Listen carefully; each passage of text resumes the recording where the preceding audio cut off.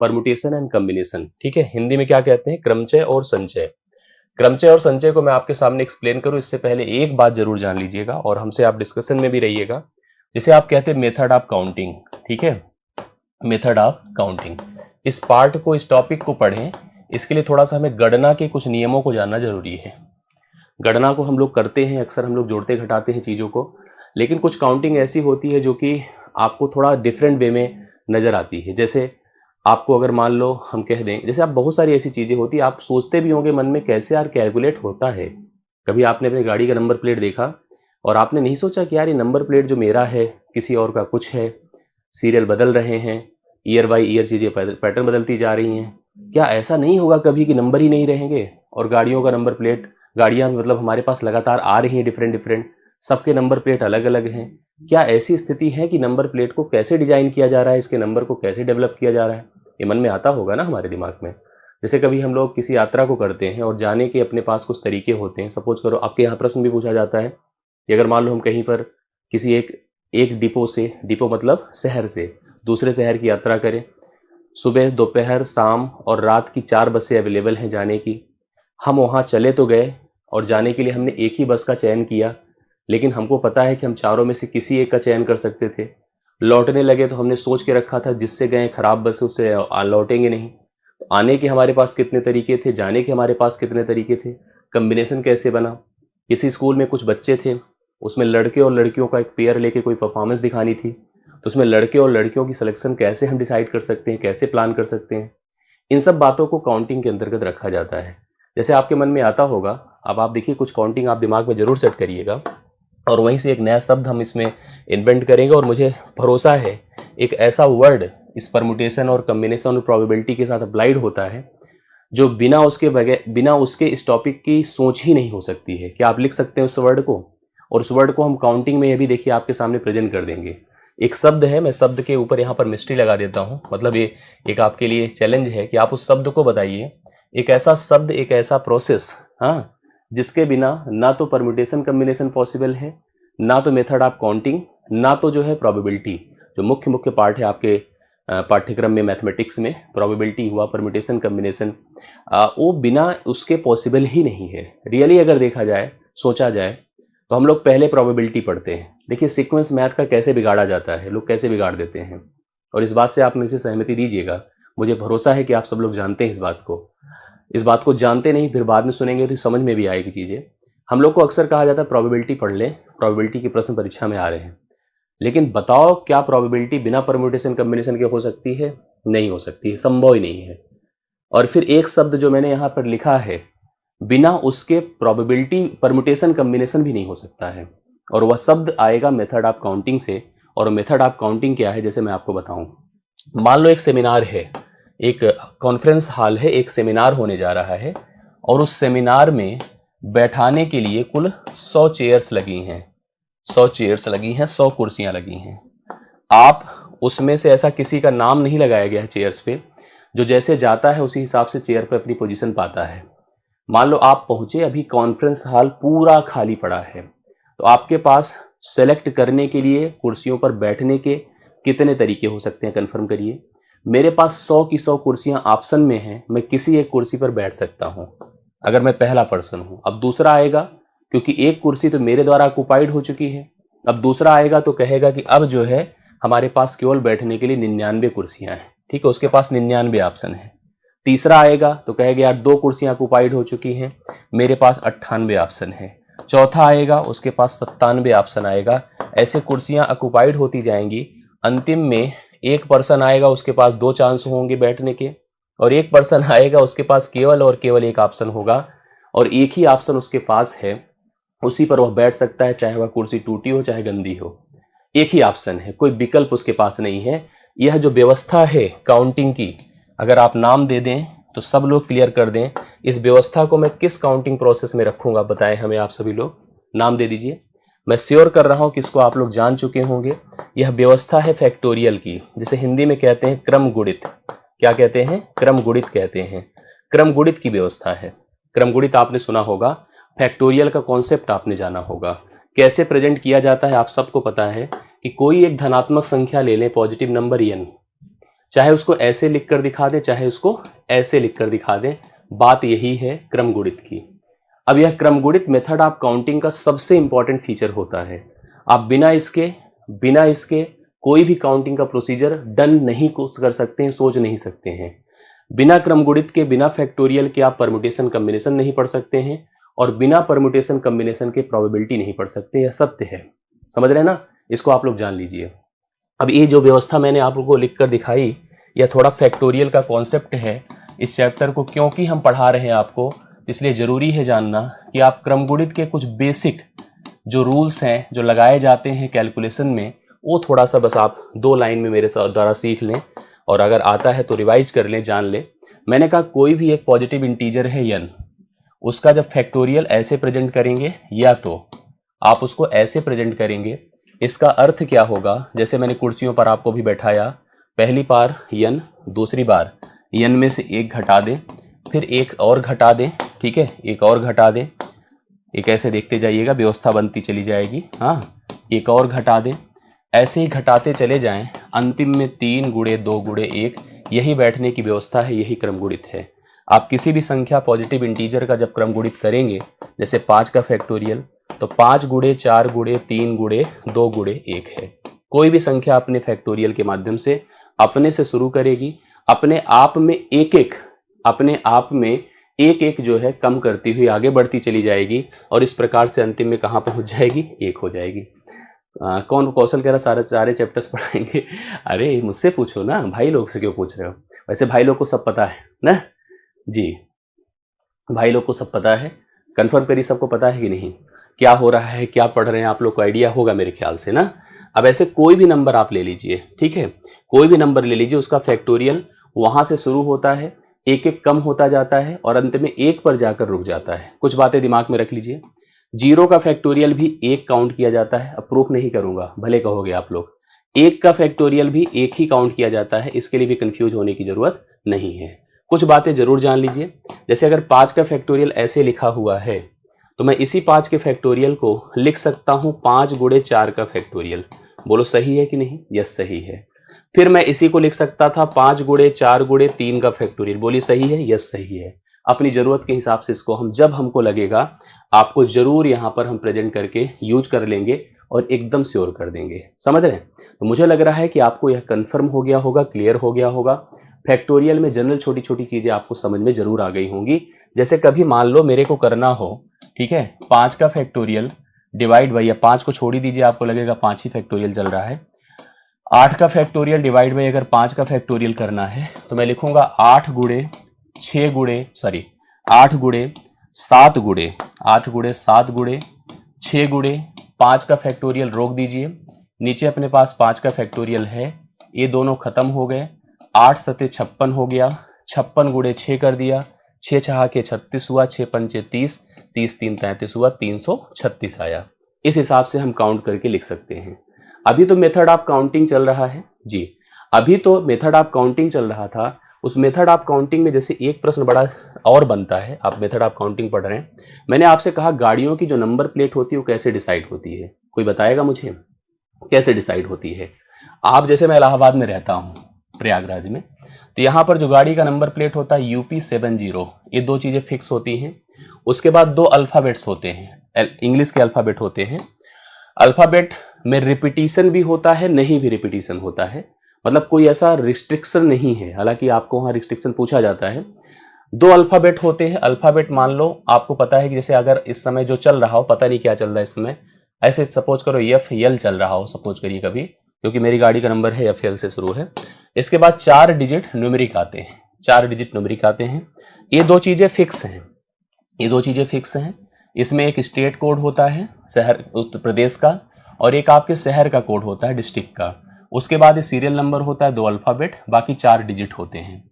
अब मैं आपसे पूछूं कि कितनी गाड़ियों के नंबर प्लेट बनाए जा सकते हैं इस प्रकार से, कितनी गाड़ियों के, या कितने, ऐसे कह सकते हैं,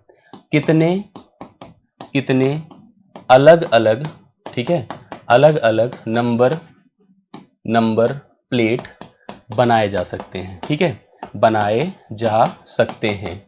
अब इसमें हम कोई कंडीशन, कोई रिस्ट्रिक्शन नहीं रख रहे हैं, कोई रिस्ट्रिक्शन नहीं है। आप गाड़ियों के नंबर प्लेट सोचिए कैसे बन जाएंगे।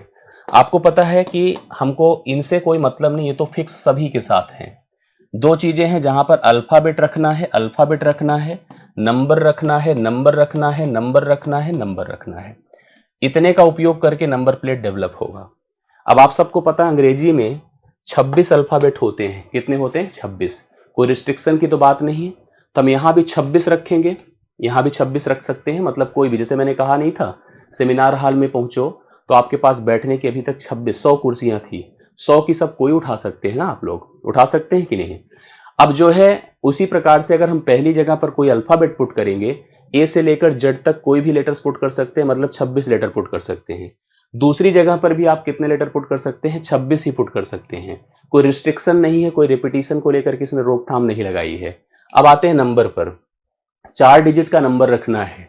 अब 4 डिजिट में कई डाउट भी होते हैं, जैसे अगर आप 4 अंक की संख्या यूज करना चाहेंगे तो 4 अंक की संख्या की जब बात आएगी तो 0 से शुरुआत नहीं होगी, बट जब नंबर प्लेट बनता है तो 0 से शुरू होना बड़ा ही प्रीमियम नंबर माना जाता है। इसलिए ऐसे मत सोचिए कि नंबर प्लेट बनाने की बात मैं कर रहा हूं, कुछ कंडीशन लगाऊंगा तो कंडीशन के हिसाब से उसको डेवलपमेंट किया जाएगा। मतलब अपने पास आप सबको पता है 26 तो इंग्लिश अल्फाबेट होते हैं और 10 तो डिजिट होते हैं न्यूमेरिक। न्यूमेरिक डिजिट कितने होते हैं? 10 होते हैं। 10 कौन कौन से? 0 से लेकर के 9 तक। आप सबको पता है 0, 1, 2, 3, 4, 5, 6, 7, 8 और 9। इनमें से आप किसी को भी रख सकते हैं, इसलिए कोई दिक्कत की बात नहीं है, कोई दिक्कत की बात नहीं है। तो एक प्रकार से अच्छा एक रोक अगर हम लगा दें, एक रोकथाम हम लगा सकते हैं। सपोज करिए, फिलहाल अभी रोकथाम मत लगाइए, हम यहां पर भी 10 रख सकते हैं, यहां भी 10 रख सकते हैं, यहां भी 10 रख सकते हैं, यहां भी 10 रख सकते हैं। कोई रिपीटिशन को रोका नहीं हो उसने, तो कुल इतने नंबर प्लेट डेवलप होंगे। बट यहीं पर मैं आपसे कह दूं, यहीं पर अब मैं थोड़ा रिस्ट्रिक्शन दे दूं कि रिपीटिशन अलाउड नहीं है। यहां पर रिपीटिशन अलाउड था, रिपीटिशन अलाउड था। अभी मैंने कहा repetition is not allowed, repetition not allowed, allowed नहीं है। अब अलाउड नहीं है भाई, तो यहां तो चलो हमने कहा कि आप पहली जगह पर कौन सा अल्फाबेट रखोगे, तो उसने कहा सर ए से जेड तक कुछ ले लो। हमने कहा मैं लेने की क्षमता कितनी बनेगी? कहा 26। दूसरी बार उसने कहा सर आप जिसका उपयोग कर लियो अब उसका उपयोग नहीं कर सकते हो, तो अगली बार कितना रखोगे? 25। भाई 26 में से अगर हम किसी का उपयोग कर लिए हैं, सपोज करो हमने एफ का उपयोग किया है, अब एफ का उपयोग सेकंड प्लेस पे नहीं हो सकता है। ये कंडीशन हमने कहा जब रिपीटिशन नॉट अलाउड है। अब नंबर पर चले आइए, तो नंबर पर आपको पता है कि हमारे पास कुल 10 डिजिट हैं। उसने भी कहा कि सर आप 10 में जिसको एक बार यूज कर लेंगे सेकेंड टाइम यूज नहीं कर सकते हैं। तो हमने कहा चलो हम 10 तो यूज कर सकते हैं ना, उसने कहा हाँ। फिर उसने कहा जिसको आपने यहां यूज कर लिया उसको यूज नहीं कर सकते हैं, तो आएगा 9। भाई अगली जगह पर उसको छोड़ दीजिए तो 9 तो बच रहे हैं ना। फिर उसने कहा आप जिसको यूज 2 जगह कर चुके हैं अब उसको यूज नहीं कर सकते हैं, तो रखा जाएगा 8। फिर ऐसे ही 7, इतने नंबर प्लेट बन जाएंगे। ठीक है, तो ये आप समझ रहे हैं। मैंने कहा कि आप, मेरे ख्याल से आप सभी लोग इसको अच्छे से क्लियर कर पा रहे होंगे। ठीक है, काउंटिंग का प्रोसेस ही यही है। काउंटिंग के प्रोसेस में एक प्रक्रिया और आपने देखा होगा टीआरई 2 में पूछा गया था, वो कॉमन पेपर में एक प्रश्न आया था। कॉमन पेपर के लिए सिविल एक्सपर्ट विजय कुछ कह रहे हैं सर, कर अच्छा बिल्कुल, मैं श्योर कराता हूं इसको। ठीक है, बाकी मैथ्स का देखिए चल रहा है। अब आप देखो, जैसे एक चीज मैं आपको बता दूं, काउंटिंग में एक बहुत ही अच्छी प्रक्रिया मैं आपको समझा रहा हूं, ध्यान से देखिएगा। जैसे मैंने कहा एक शहर है, सपोज करो ये इलाहाबाद, और खास करके जो क्वेश्चन बना था इलाहाबाद से पटना का ही बना था। हम कोई भी एक शहर से दूसरे शहर की बात अगर कर रहे हैं तो इलाहाबाद से पटना का ही बना था। तो इलाहाबाद से मान लो पटना जाने के लिए 4 बसें चलती हैं, B1 चलता है, B2 चलता है, B3 चलता है और B4 चलता है। ऐसे ही था, प्योर वही क्वेश्चन नहीं ले रहा हूं, लेकिन मैं आपको बता रहा हूं कि इलाहाबाद से पटना जाने की 4 बसें चलती हैं। जो बसें जाती हैं सब लौट कर आती भी हैं। आपने देखा होगा कि अलग अलग शहरों की डिपो बसें होती हैं, इलाहाबाद से लखनऊ, लखनऊ से कहाँ कानपुर, इस तरह की अलग अलग बसें होती हैं। हमने कहा इलाहाबाद से पटना की 4 बसें चलती हैं। सुबह एक जाती है, एक दोपहर में जाती है, एक शाम को जाती है, एक रात में जाती है। तो हमारे पास ये बताओ जाने के कितने तरीके हैं, मतलब हम अगर बस को बुक कर रहे हैं तो हमारे पास कितने ऑप्शंस हैं बुक करने के लिए। तो कहेगा सर 4 ऑप्शन है आपके पास जाने के। कितने ऑप्शंस हो गए? 4। हमने कहा भाई एक चीज ध्यान देना, जब मैं जिस बस से जाऊंगा उससे आऊंगा नहीं, ये श्योर है। आने के लिए अवेलेबल बसें B1 है, B2 है, B3 है, B4 है। अब मैं जिस बस से गया वो बस तो तुरंत रुक गई वहां पर, अब उससे मैं नहीं आऊंगा, उसको छोड़कर किसी से आ जाऊंगा। तो इसका मतलब आने के अपने पास कितने तरीके हो जाएंगे? 3। कैसे? मान लो अगर मैं B1 बस से गया हूं तो मैं B1 को छोड़कर किसी से भी आ सकता हूं, मैं B2 से आ सकता हूं, मैं B3 से आ सकता हूं, मैं B4 से आ सकता हूं। मतलब एक बस से अगर आप जाते हैं तो आप 3 बस से लौट सकते हैं। अब ऐसे ही अगर 4 बस का सिस्टम उठाएं हम, तो अगर एक के पास 4 रिटर्निंग पॉसिबिलिटीज हैं तो क्लियर है कि 4 से अगर हमको कंबाइन करना हो तो 4 जाने के तरीके और 3 आने के तरीके, कुल 12 पॉसिबिलिटी है आने और जाने की इलाहाबाद से पटना का। बोलिए समझ में आया कि नहीं है कॉन्सेप्ट? अगर ये रिस्ट्रिक्शन ना दिया होता, जाने आने की सेम पॉसिबिलिटी देता था, जाओ भी लौट के भी आ जाओ, तो 4 चौके 16 बनता। फिलहाल हमने कहा जैसे हम जिस बस से गए हैं उससे लौट के नहीं आएंगे। B1 से गए हैं तो B2 से आ सकते हैं, B3 से, B4 से, एक बस से 3 पॉसिबिलिटी। अगर मैं B2 से जाऊंगा, B2 से, तो B2 छोड़कर सबसे आ सकता हूं, फिर 3 बसें हमारे पास ऑप्शंस में रहेंगी।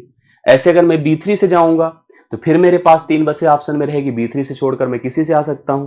ऐसे B4 से, मतलब 4 जाने के और 3 आने के, कुल आने जाने के 12 तरीके हो गए। ये आपको थोड़ा सा काउंटिंग प्रोसेस समझना है।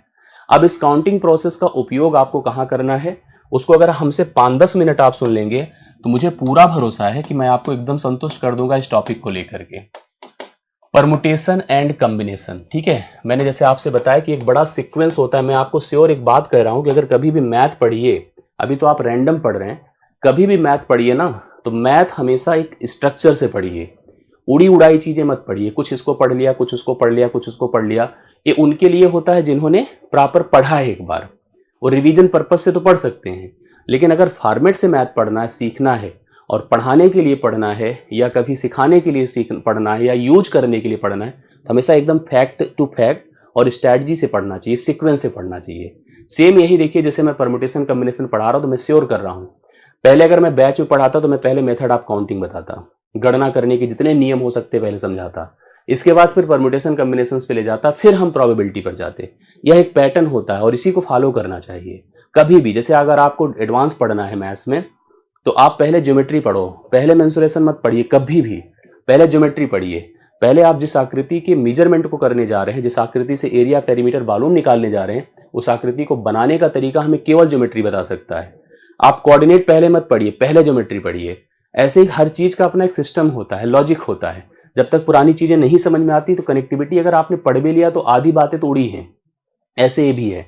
परमुटेशन कॉम्बिनेशन हिंदी में कहते हैं क्रमचय। आप देख लीजिए, क्रमचय और संचय, क्रमचय और संचय।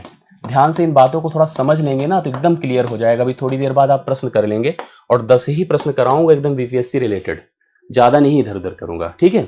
मैं आपको श्योर कर रहा हूं, आप बहुत अच्छे से क्लियर करो। अब आप थोड़ा इनके बारे में दोनों को समझ लीजिए कि क्या होता है क्रमचय और क्या होता है संचय। एक शब्द लिखा मैंने परमुटेशन, परमुटेशन हिंदी में कह रहे हैं क्रमचय, ठीक है। क्रमचय, एक चीज और समझ लीजिए इसके बारे में, इसी को आप लोग कहते हैं अरेंजमेंट। क्या कहते हैं? अरेंजमेंट, अरेंजमेंट, ठीक है, अरेंजमेंट। अरेंजमेंट का मतलब होता है व्यवस्था, व्यवस्था, ध्यान दीजिएगा। दूसरा शब्द होता है कॉम्बिनेशन। बस मैं रिक्वेस्ट आपसे करूंगा कि 5 मिनट मेरी बातों को सुनिएगा आप लोग, और कुछ मत करिएगा। कमेंट करना हो तो कर सकते हैं, लेकिन 5 मिनट क्यों सुनिएगा। संचय इसको कहते हैं, संचय। इसी को हम संचय के साथ साथ सिलेक्शन कहते हैं। सिलेक्शन मतलब चयन कहते हैं। ये शब्दों को समझिएगा, यही एकदम क्लियर कर देगा। समझ रहे हैं क्या बताया मैंने कहा कि परमुटेशन क्रमचय कहलाता है, अरेंजमेंट कहलाता है जिसे हम बैठकी या व्यवस्था कहते हैं, कॉम्बिनेशन मतलब संचय, इसे सिलेक्शन कहते हैं या चयन कहते हैं। अब आपको इसके लिए सबसे पहले किसी एक ग्रुप को टारगेट करना है। अपने पास मान लो एक ग्रुप है यन का, यन एक पॉजिटिव नंबर है, एक किसी भी प्रकार के बुक का, पर्सन्स का, ठीक है, नंबर्स का, कुछ ही चीज का, किसी भी प्रकार की चीजों का एक अपने पास कलेक्शन है, समूह है, संग्रह है, ठीक है, संग्रह है। मुझे इस संग्रह में से कुछ अपने फेवर की चीजें 2 लेकर, 4 लेकर, 3 लेकर एक नया समूह बनाना है। जैसे मेरे पास अगर कहा जाए एक स्कूल था जिसमें 10 लड़के थे, एक क्लास में 10 लड़के थे, उसमें मुझे 3-3 का पेयर बनाना है। जैसे अगर मान लो 15 की क्रिकेट टीम जाती, वर्ल्ड कप अभी चल रहा है, 15 की टीम गई है, 15 में जब अंतिम दिन जब सेलेक्ट किया जाता है प्लेयर्स को, तो 11 लोग को ही सेलेक्ट किया जाता है जो प्ले करते हैं, मैदान में खेलते हैं। तो एक प्रकार से आप, अच्छा आप क्या 16 खिलाड़ी ले सकते हैं क्या? आप 15 लेकर गए हो तो 16 पॉसिबल है नहीं। जितने आपके संग्रह में हैं उससे कम ही खिलाड़ियों को अरेंजमेंट में और संचय में, दोनों में ला सकते हैं। अर्थात क्रमचय में ला सकते हैं और संचय में ला सकते हैं, मतलब बैठकी व्यवस्था में ला सकते हैं या सेलेक्ट कर सकते हैं। सिलेक्शन अलग व्यवस्था को जनरेट करेगा और अरेंजमेंट अर्थात व्यवस्था अलग बात को समझाएगी। समझिएगा कैसे? हमारे पास इस संग्रह में से हम और ऑब्जेक्ट सेलेक्ट करेंगे या उसको हम व्यवस्थित करेंगे, और ऑब्जेक्ट के लेकर के एक नया समूह जनरेट करने की कोशिश करेंगे। बस ध्यान रखेंगे कि यह आर हमेशा less or equal to n रहेगा। ये टोटल संग्रह है, संग्रह में सभी ऑब्जेक्ट की संख्या है, उसमें से आर ऑब्जेक्ट लेंगे, r will always less than n, n से बराबर होगा या एन से छोटा होगा। अब समझने की कोशिश करिएगा मैं यहां जो बता रहा हूं।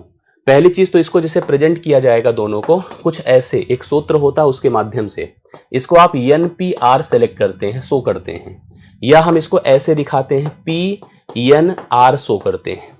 इसके लिए फार्मूला आप अपनी कॉपी में लिख लें, बाकी अभी हम ओरल बताएंगे, समझ में आएगा।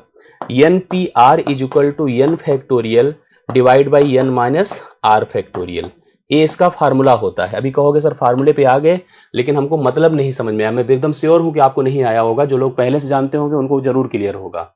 अभी मैं एकदम क्लियर कर देता हूं कि आपको कैसे ये चीजें समझ में आ जाएंगी।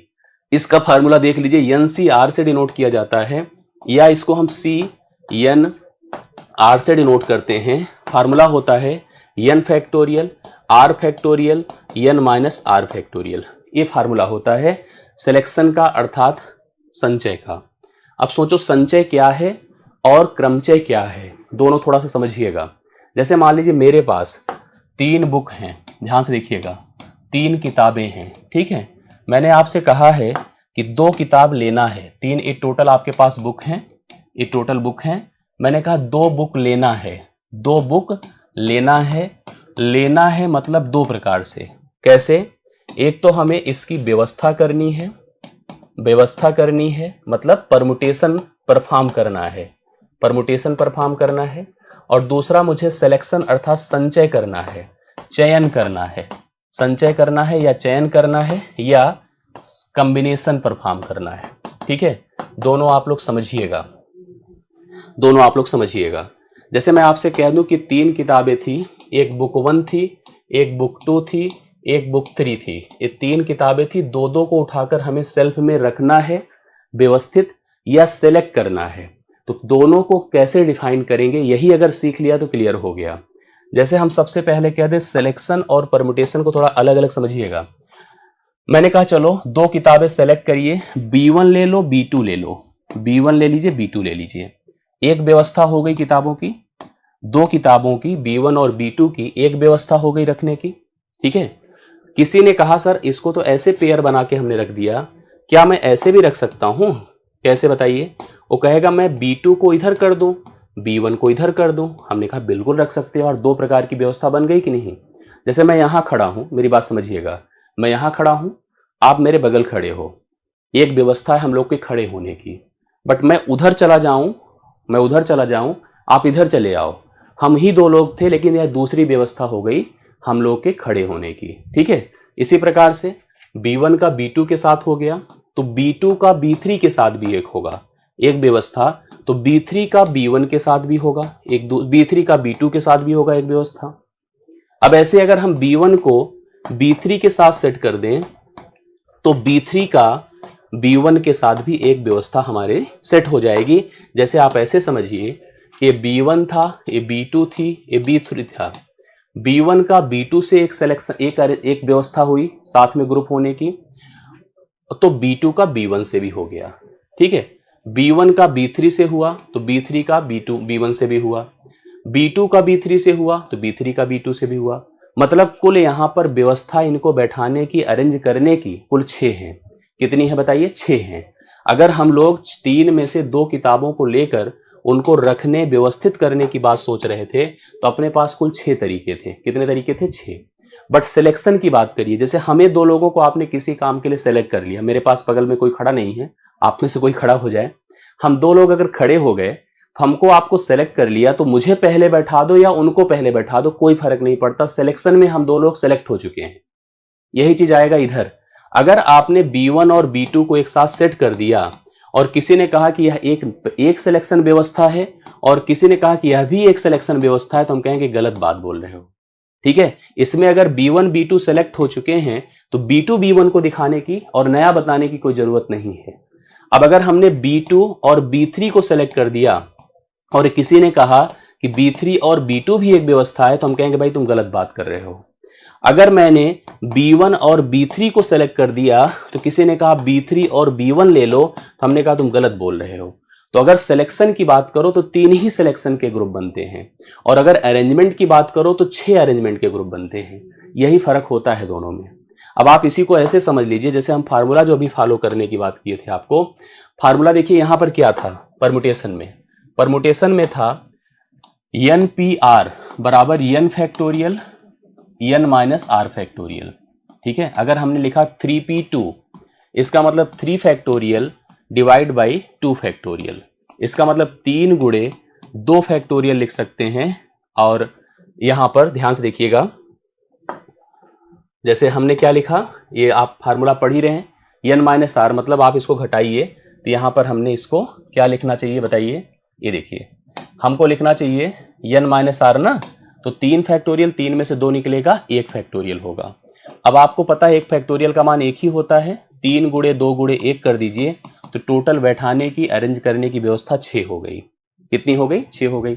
जबकि यही अगर हम NCR सोचे होते तो रूल होता है n factorial r factorial n minus r factorial. ठीक है, n माइनस आर फैक्टोरियल। तो अब आपको जैसे अगर यहाँ पर 3CR लिखना था तो 3 फैक्टोरियल, 2 फैक्टोरियल और 3 माइनस 2 फैक्टोरियल। ठीक है, 3 माइनस 2 फैक्टोरियल। तो आप इसको लिख सकते हैं 3 गुणे 2 फैक्टोरियल, नीचे देखिए 2 फैक्टोरियल है ही, और यह 1 फैक्टोरियल हो जाएगा। ये खत्म हो गया, केवल 3 सिलेक्शन की व्यवस्था हो गई। तो सिलेक्शन के लिए 3 है और अरेंजमेंट के लिए 2 है। तो कभी भी अगर सिलेक्शन और परम्यूटेशन और कॉम्बिनेशन की बात आई तो परम्यूटेशन अरेंजमेंट को प्रेजेंट करता है और सिलेक्शन हमेशा संचय को प्रेजेंट करता है। कि 10 व्यक्तियों का समूह है, ठीक है, 10 व्यक्तियों का समूह है 10 व्यक्तियों का समूह है, 6 को लेकर बैठाने की कितनी व्यवस्था हो सकती है। ठीक है, व्यवस्था होगी।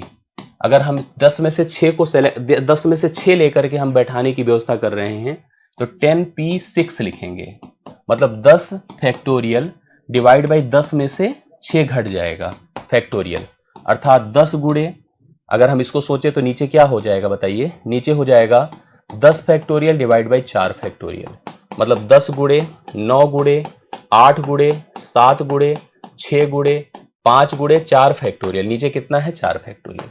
अब ये प्रेजेंट होगा, यही अगर मल्टीप्लाई होगा तो बैठाने की व्यवस्था हो गई। अगर यही सिलेक्शन में जाएगा, मतलब सेलेक्ट करने की बात होती, 10 में से 6 का चयन करना है तो 10C4 होता, और चयन की बात अलग हो जाएगी, व्यवस्था की बात हमेशा डबल होती है। आप देखिए व्यवस्था आपकी बढ़ जाती है, जबकि चयन आपका वो आपकी अलग बात होती। चयन में हमने 2 को सेलेक्ट किया तो अब फिर इसे इधर उधर ऑर्डर बदलोगे तो उसको नई व्यवस्था थोड़ी मानेंगे, नया चयन थोड़ी मानेंगे, चयन तो हो ही चुका है ना। कुछ प्रश्न है, एक बार सब लोग क्लियर करिए। प्रश्न के लिए तैयार हो? कंफर्म करो तो मैं आगे बढ़ूं। अब आपको मैंने जैसे एक क्वेश्चन दिया जैसे जो आपके यहां पूछा जा सकता है एकदम से, और उसी पैटर्न पर चलते हैं। जैसा पूछा जाएगा 1 2 3 4 के साथ निर्मित होने वाली 3 अंकों वाली संख्याओं की संख्या क्या है जब पुनरावृत्ति की अनुमति है, मतलब रिपीटिशन अलाउड है। रिपीटिशन अलाउड अपने पास 1 है, 2 है, 3 है, 4 है, इतने पॉसिबल अंक हैं। इनका उपयोग करके आप 3 अंक की कितनी संख्या बना सकते हैं जब रिपीटिशन अलाउड है। चलिए हम 3 अंक की अगर संख्या बनाएंगे तो पोजीशन 3 बनेंगे, ए बनेगा, ए बनेगा, ए बनेगा। 3 अंक की संख्या बनाना है, 4 में से 4 का उपयोग करते हुए, 4 अंकों का उपयोग करते हुए 3 अंक की संख्या बनाने जा रहे हैं। कितनी संख्याएं आप बना सकते हैं मुझे बताइए। आप बताओ इस पोजीशन पर आप कितने अंक रख सकते हो? कहोगे सर 1 को रख सकता हूं, 2 को, 3 को, 4 को। तो आपके पास कितने ऑप्शन है? कहोगे सर 4 ऑप्शन है। हमने कहा अच्छी बात है। हमने कहा इसकी जगह कितने लोग को रख सकते हो? कहोगे सर इसमें भी तो हम किसी को रख सकते हैं क्योंकि रिपीटिशन अलाउड है। तो कहोगे यहाँ पे भी 4 लोग को रख सकते हैं।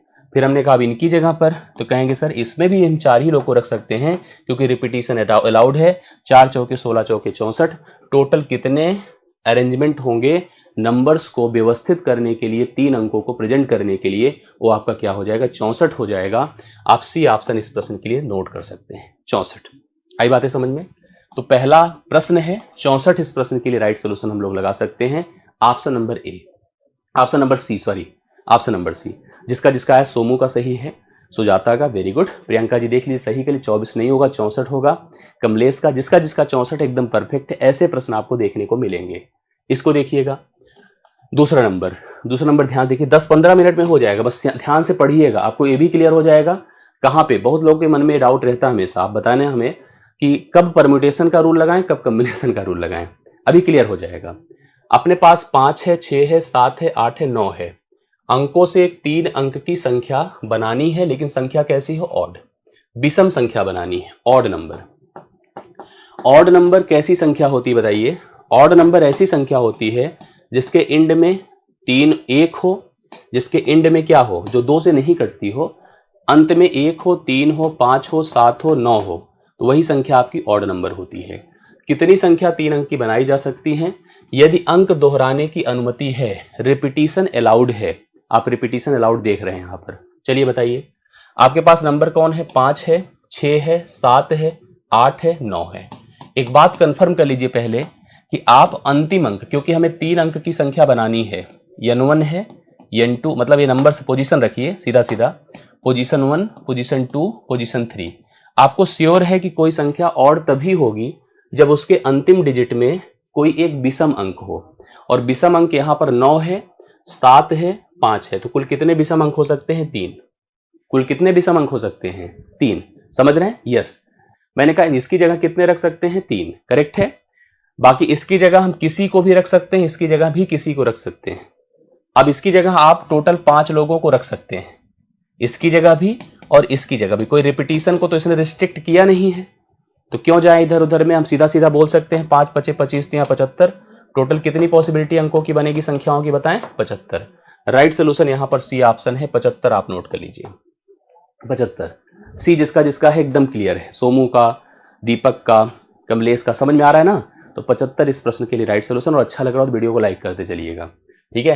ये दूसरे प्रश्न का राइट सोल्यूशन आपका 75 टोटल पॉसिबिलिटी बन रही है। एक बार ध्यान से जरूर देखिएगा। यस, ठीक, ओके। पवन, हाँ समझ में आ रहा है ना ये चीज। नेक्स्ट क्वेश्चन पर आइए। तीसरा देखिएगा, ऐसे प्रश्न बहुत बढ़िया होते हैं और आप ऐसे वर्बल करिए, सीक्वेंस जैसे बता रहा हूं मैं, इससे बेहतर इसका प्रोसीजर नहीं होगा। आप एक बार सीख लो, सीख कर करिए। 2 है, 5 है, 6 है, 7 है और 8 है। 2 है, 5 है, 6 है, 7 है और 8 है।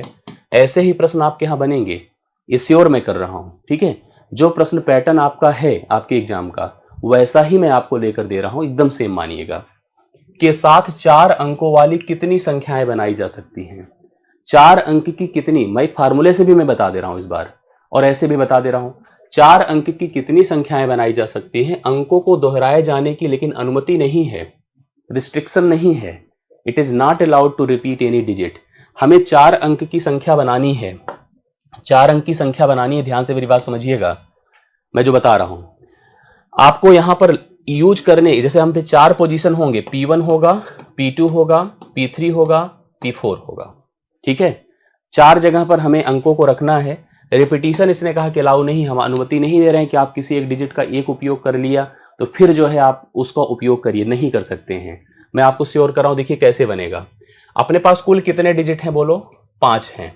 कितने हैं? 1 2 3 4 5। अगर आप, जैसे मैं कह दूं कि आप बताओ, कहीं भी सोच लो, शुरुआत से अंत तक किसी को भी सोच लीजिए।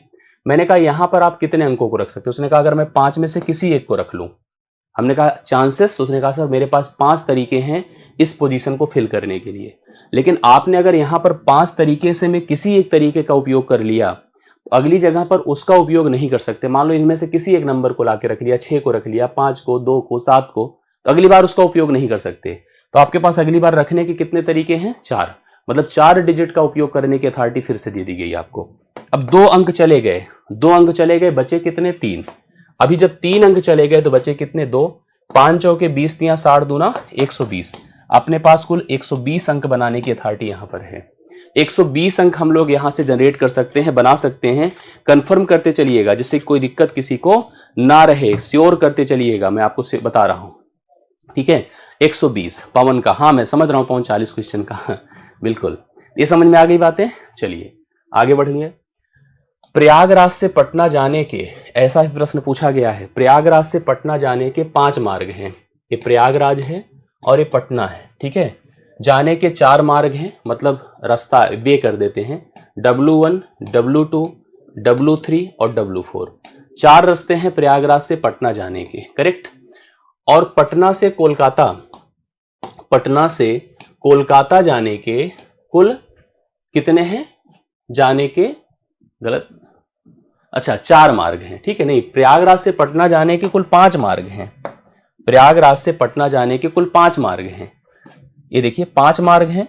और पटना से कोलकाता जाने के W1, W2, W3 और W4 4 रास्ते हैं, ठीक है। यहां से यहां जाने के 4 रास्ते हैं। तो हमसे पूछा गया कि एक व्यक्ति को पटना होते हुए प्रयागराज से कोलकाता जाना है। एक आदमी है जिसे जाना तो कोलकाता है बट पटना होते हुए जाना है। अब आप ये बताइए कि अगर मैं प्रयागराज से पहले पटना जाऊंगा तो मेरे पास जाने के कितने तरीके हैं? आप कहोगे सर 5। हमने कहा 5 तरीके से मैं पहुंच तो गया, अब पहुंचने के बाद किसी एक तरीके से मैं कोलकाता जाऊंगा, तो जाने के कितने तरीके हो गए बताइए? प्रयागराज, पटना से अगर हम कोलकाता जाएंगे तो जाने के तरीके हो गए 4, ठीक है। प्रयागराज से पटना जाने के 5 तरीके। अब उन 5 तरीकों में से किसी एक तरीके से आप पहुंच गए, मान लो पटना। अब पटना पहुंचते ही आपने सोचा कि अब मुझे कोलकाता पहुंचना है, तो कैसे जाएंगे? आपके पास तरीके कितने हैं? 4। तो 5 गुणे कर दें 4, कुल 20 तरीके हैं टोटल। कितने हैं? 20 तरीके। Option number B right solution है। Yes, option number B right solution है, आप सभी लोग उतार सकते हैं, ठीक है। तो 20, ये ऐसा प्रश्न आपसे पूछ सकता है, इसलिए बहुत तैयार रहिएगा ऐसे प्रश्नों को कवर करने में। अब इसको देखिएगा, जहां पे देखो एकदम लगेगा कि फार्मूला लगाना है वहां पे मैं लगवा दूंगा, और जहां पर नहीं, और मैं आपको श्योर करूं इतना प्रश्न जितना बता रहा हूं इतना तैयार करिएगा। 8 रंगों की झंडियां में से 5 झंडियां लेकर कितने संकेत दिए जा सकते हैं? जैसे कभी आपने देखा होगा ट्रेन पे सिग्नल झंडियों के माध्यम से दिया जाता है। हमारे पास कुल 8 रंग की झंडियां हैं। कितनी है? 8 रंग की झंडियां हैं। और उसमें से हमें क्या करना है बताइए? अब यहां समझिएगा, 8 रंगों की झंडियां, उसमें से 5 झंडियां लेकर कितने संकेत आप दे सकते हैं? कंफर्म करिए।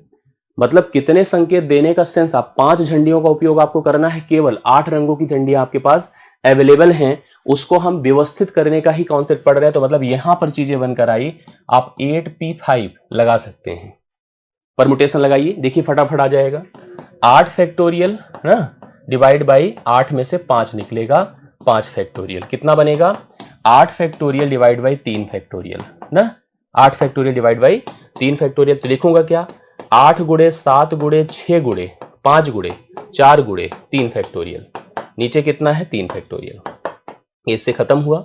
इन सभी का मल्टीप्लीकेशन करें, इन सभी का मल्टीप्लीकेशन करिए, कितना हो जाएगा? 5 चौके 20 छक्के 120, 120 गुणे आपका 8 सत्ते 56 है, 0 12 छंगे 72 कि 2 हासिल 7, 12 पंचे 60 और 60 7 कितना हुआ? 67, 6720। 6720 पहला ऑप्शन है। इतने संकेत दिए जा सकते हैं। यस, सही है ना। तो अगर हमें 8 झंडियां थी टोटल रंग की अलग अलग, 5 झंडियां लेकर हम कितने संकेत दे सकते हैं? कुल 6720 संकेत दे सकते हैं। इसको नोट करिए, इसको पढ़िए। देखिए इस प्रकार का प्रश्न आता है आपके यहां। एक शब्द है लीडर, ध्यान से इसका रूल समझ लीजिएगा। एक शब्द है लीडर, LEADER। इस लेडर को बनाने के लिए कुछ लेटर्स का उपयोग हुआ है, कुछ शब्दों का अंक मतलब या अल्फाबेट्स का उपयोग हुआ है। जैसे एक प्रश्न पूछता है कि इनका उपयोग करके, इनमें जो अल्फाबेट्स अवेलेबल हैं, एक प्रश्न आपसे भी पूछ सकता है, इनमें जितने भी अल्फाबेट्स उपलब्ध हैं इनका उपयोग करके कितने अलग अलग शब्द आप बना सकते हैं।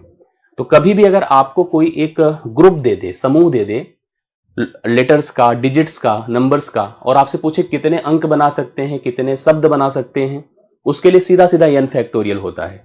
अगर मुझसे आप कहोगे कि इनका उपयोग करके कितने टोटल शब्द बना सकते हैं, तो यहां पर डिजिट पढ़िए 1 2 3 4 5 6, मैं कहूंगा 6 फैक्टोरियल। 6 फैक्टोरियल टोटल बना सकते हैं।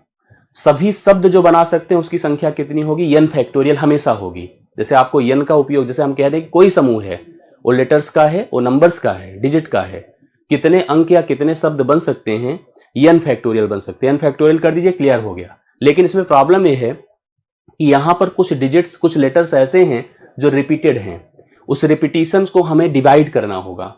जैसे रिपीटेड कौन है, देखिए आप अगर देखिए ई यहां पर रिपीटेड है, मतलब दो लेटर्स ऐसे जो रिपीटेड हैं, डिवाइड बाई आप 2 फैक्टोरियल कर दीजिए, डिवाइड बाई 2 फैक्टोरियल करिए। ये नियम होता है, मैं इसका एक पैटर्न और आपको बता देता हूं। अब 6 फैक्टोरियल मतलब 6 गुणे 5 गुणे 4 गुणे 3 गुणे आप 2 फैक्टोरियल करिए, और नीचे कितना है, 2 फैक्टोरियल है।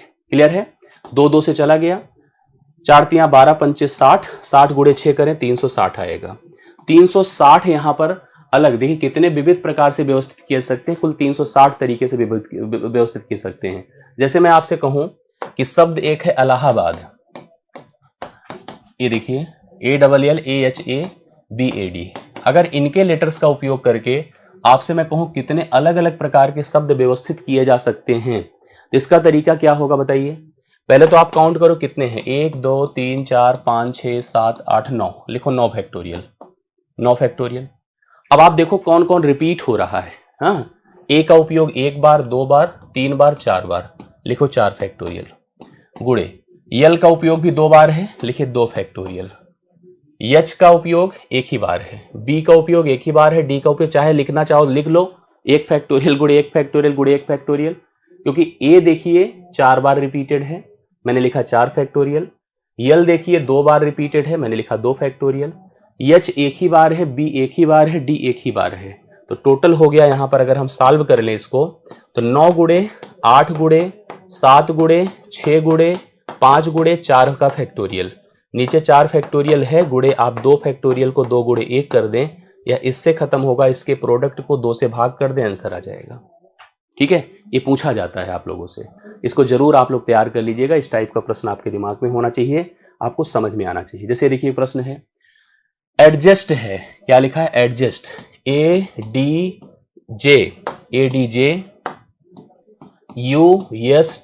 एडजस्ट है। क्या प्रश्न है, शब्द के अक्षरों को कितने विभिन्न प्रकारों से व्यवस्थित किया जा सकता है जिसमें स्वर पास ना आते हो, स्वर पास ना आते हो जी। हाँ बिल्कुल आएगा, क्यों नहीं आएगा। जैसे प्रश्न को पढ़िए, क्या लिखा है, एक शब्द है एडजस्ट, एडजस्ट को एडजस्ट करिए पहले आप लोग। एडजस्ट एक शब्द लिखा है, बहुत ध्यान से आप समझिएगा, आपको क्लियर हो जाएगा। जैसे इसमें हमसे बोला है कि शब्द के अक्षरों को कितने विभिन्न प्रकार से व्यवस्थित किया जाए जिससे कि स्वर पास में ना आए, तो 2 तरीके से। पहले बताओ कितने इसके शब्द बन सकते हैं। जैसे अगर हम लोग यहां पर ये डिसाइड कर लें कि कितने शब्द बन सकते हैं, तो टोटल लेटर्स कितने हैं, 1 2 3 4 5 6, 6 फैक्टोरियल, इतने शब्द बन सकते हैं। कितने शब्द बन सकते हैं, 6 फैक्टोरियल। अब ऐसे शब्द जिसमें स्वर साथ में आए, स्वर साथ में आने का मतलब क्या होता है पता है, उसने कहा कि 2 लेटर्स ने अपनी पोजीशन फिक्स कर ली। जैसे स्वर साथ, स्वर कौन कौन होते हैं, अंग्रेजी में 26 लेटर्स हैं, वॉवेल्स और कॉन्सोनेंट क्लियर कर लीजिए। वॉवेल्स स्वर होता है AEIOU, स्वर की बात करो तो ए स्वर है, ठीक है, यू स्वर है, मतलब 2 लेटर्स इसमें वॉवेल्स हैं। अगर इनको व्यवस्थित करिए तो इनके व्यवस्था करने के 2 तरीके हैं, मतलब 2 फैक्टोरियल हैं, इनको व्यवस्थित करने को 2 फैक्टोरियल हैं। अगर ये किसी लेटर्स के साथ रखे जाएंगे तो भाई ये जो लोग रहेंगे इनकी व्यवस्था तो 2 तरीके से हो गई, ये 2 लोग थे, व्यवस्था 2 फैक्टोरियल से। बाकी देखा जाए, अगर सोचा जाए तो 5 फैक्टोरियल, बाकी जो बचेंगे 5 फैक्टोरियल तरीके से प्रेजेंट किए जाएंगे ना। तो हम लिख सकते हैं इसको कितना बताइए, 5 फैक्टोरियल गुणे 2 फैक्टोरियल। स्वर के साथ में आने की बात कर रहा हूं, जब स्वर साथ में आए, जब स्वर साथ में आए उसकी बात मैं कर रहा हूं। स्वर साथ में आएगा तो 5 फैक्टोरियल गुणे 2 फैक्टोरियल लिखिए, ठीक है। अब 5 फैक्टोरियल गुणे 2 फैक्टोरियल अगर हम करते हैं तो 5 फैक्टोरियल का मतलब 5 गुणे 4 गुणे 3 गुणे 2 गुणे 1 होता है, और 2 फैक्टोरियल 2 गुणे 1 होता है। यह 120 गुणे 2 कर दे 240 होगा। जब स्वर साथ में आएगा उसके 240 तरीके हो गए, और स्वर हमको साथ में लाना नहीं है तो हम लिखेंगे 6 फैक्टोरियल माइनस 240। 6 फैक्टोरियल होता है 720, 720 में से 240 घटा दें तो 0 हो गया, 12 से 4 8 हो गया, 6 से 2 480 हो जाएगा। 480 इस प्रश्न का आंसर होगा। इसका तरीका देखिए, स्वर साथ में पहले देखिए टोटल, अगर हमसे पूछा स्वर साथ में ना आए तो टोटल माइनस स्वर साथ में आए, तो टोटल में 6 फैक्टोरियल, और स्वर साथ में आए तो 5 फैक्टोरियल गुणे 2 फैक्टोरियल, इसी को आपको हल करना है। अब जितने आराम से आप हल कर लेंगे उतनी जल्दी आपके प्रश्न का सलूशन आ जाएगा। जी, पूछा जा सकता है, संचय भी बता रहा हूं। इस तरीके से आप लोग को यहां पर कंफर्म करना था। मुझे लगता है कि आपको क्लियर समझ में आ गया होगा। अब अगला प्रश्न देख लीजिएगा। 8 फूलों में से 3 फूलों का चुनाव कितने प्रकार से, चुनाव मतलब सिलेक्शन, 8 में से 3 फूलों का सिलेक्शन करना है, व्यवस्था नहीं, सिलेक्शन। लिखो 8C3, सीधा सीधा 8C3, 8 factorial divide by 3 factorial, 8 में से 3 निकलेगा 5 फैक्टोरियल, क्योंकि नियम क्या होता है, NCR बराबर n factorial r factorial n minus r factorial, यही रूल होता है। ठीक है, चलिए बता दीजिए क्या हो जाएगा। 8 गुणे जो सबसे बड़ा है वहां तक पहुंचिए, 7 गुणे 6 गुणे 5 फैक्टोरियल, नीचे कितना है 3 फैक्टोरियल, मतलब 3 गुणे 2 है, गुणे 5 फैक्टोरियल खत्म हो जाएगा। अब 3 दूना 6 खत्म, 8 7 56, राइट सोल्यूशन 56 है। ठीक है, पहला ऑप्शन 56 लगा दिए, एकदम परफेक्ट है ना। और देख लीजिए 2 हैं, उसको खत्म कर दिया जाए, इसको फटाफट पढ़ लीजिए जल्दी से। 7 पुरुष हैं, ध्यान दीजिएगा, 7 मेल हैं, 7 मेल हैं, 8 महिलाएं हैं, 8 फीमेल हैं, 8 फीमेल हैं, में से 4 पुरुष और 4 महिलाओं का समूह अलग अलग कितने प्रकार से बनाया जा सकता है। अगर हमें पुरुषों का समूह बनाना है तो हम किससे बनाएंगे, मेल से। अगर हमें 7 पुरुष टोटल दिए गए हैं, 7 पुरुष 7 मेल, 7 में से मैं 4 पुरुषों को लेकर एक समूह बनाना चाहता हूं तो 7C4 से डिनोट करेंगे, 7C4 से। ये हो गया मेल का कॉम्बिनेशन। जैसे हमारे पास 7 मेल अवेलेबल थे, 7 में मुझे 4 को सेलेक्ट करना है, 4 को सेलेक्ट करके एक समूह बनाना है, तो 7C आप क्या लिखोगे बताएं, 7C आप 4 लिखेंगे, एक सेकेंड, 7C4 लिखेंगे, क्या लिखेंगे 7C4। महिलाओं की बात किया जाए, 4 ही महिला बनाना है तो 8C4 कर दीजिए। ये महिलाओं का हो गया, ये पुरुषों का हो गया और ये महिलाओं का हो गया, दोनों को कंबाइन कर दीजिए, आंसर आ जाएगा। 7C4 और 8C4 को कंबाइन कर दीजिए, आंसर आएगा। 7C4 होगा 7 फैक्टोरियल अपॉन 4 फैक्टोरियल, 7 माइनस 4 मतलब 3 का फैक्टोरियल। तो आप इसको कैसे लिखेंगे, 7 गुणे 6 गुणे 5 गुणे 4 फैक्टोरियल, नीचे कितना है 4 फैक्टोरियल गुणे 3 फैक्टोरियल, मतलब 3 गुणे 2 है। इसको इससे खत्म करें, 3 दूना 6 है, 7 5 35 आया। इसका मान मतलब पुरुषों की टोटल ग्रुप 35 का बन सकता है। महिलाओं की बात किया जाए, 8 फैक्टोरियल डिवाइड बाई 4 फैक्टोरियल, 8 में से 4 घटेगा 4 फैक्टोरियल, 8 गुणे 7 गुणे 6 गुणे 5 गुणे 4 फैक्टोरियल, नीचे 4 फैक्टोरियल गुणे 4 फैक्टोरियल, मतलब 4 3 12 दूना 24 है, करेक्ट है। अब देखिए ए से खत्म हो गया और 4 दूना 8 होता है, 2 खत्म है, 3 दूना 6 है, 7 दूना 14 पंचे 70 है, ये 70 की संख्या, महिलाओं का समूह 70 का बनेगा। दोनों को कंबाइन करिए, 35 गुणे 70, 0 5 7 5 35, 7 तरीके 21, 21 3 24, 2450 है। ऑप्शन नंबर बी है, ऑप्शन नंबर बी आया है, वेरी गुड। तो इस तरह से हम लोगों ने देखिए 7 पुरुषों का समूह था, 8 महिलाओं का समूह था, हमें 7 पुरुषों में से 4 पुरुष सेलेक्ट करने हैं, 8 महिलाओं में से 4 महिलाओं और इनके समूह को कंबाइन करना है, तो 35 मेल का कॉम्बिनेशन और 70 फीमेल का कॉम्बिनेशन। अब एक प्रश्न लास्ट का है, लेकिन मैं चाहूंगा कि इसे मैं होमवर्क में आपको दूं। ये क्वेश्चन आपके लिए होमवर्क है और इसको आपको आंसर के रूप में हमें कमेंट करना है। मैं आंसर का इंतजार करूंगा और अगर आपको नहीं आता है तो मैं इसका एक सिंपल छोटा वीडियो बना दूंगा। ठीक है, ये लास्ट प्रश्न था और इसको एज ए होमवर्क मैंने दिया है आप लोगों को, आप लोग सॉल्व करिए और आशा करता हूं कि ये सेशन आपको समझ में अच्छे से आया होगा। बाकी अच्छा लगा तो वीडियो को लाइक कीजिएगा। नेक्स्ट क्लास में फिर से मुलाकात होगी। अभी के लिए मेरी तरफ से इतना ही, बहुत बहुत धन्यवाद, थैंक यू सो मच।